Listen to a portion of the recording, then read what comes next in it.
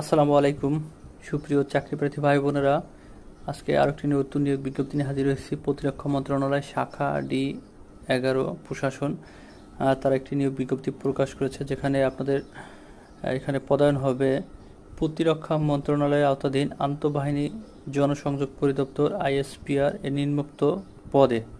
এখানে আমরা পদের নাম দেখতে পাচ্ছেন সহকারী তথ্য অফিসার, এটি 10ম গ্রেডের একটি জব। এখানে পদসংখ্যা 2টি।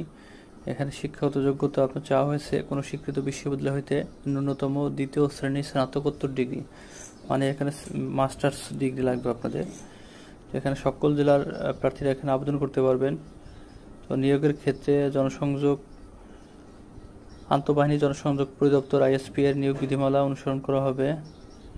এখানে প্রার্থীর বয়স 1 এপ্রিল তারিখে 18 থেকে 32 বছরের মধ্যে হতে হবে বলা আছে। তো আবেদনটি সম্পূর্ণ অনলাইনে আপনারা দেখতে পাচ্ছেন mod.teletalk.com.bd ওয়েবসাইট থেকে আপনারা এখানে আবেদন করতে পারবেন।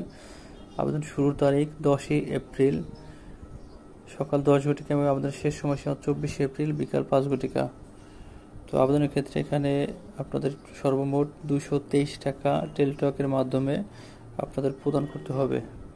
তো এই হচ্ছে মোটামুটি সার্কুলারটা। তো যারা আমার চ্যানেলটি সাবস্ক্রাইব করেন অবশ্যই আমার চ্যানেলটি সাবস্ক্রাইব করে দেবেন। ধন্যবাদ, সবাই ভালো থাকবেন। আল্লাহ হাফেজ।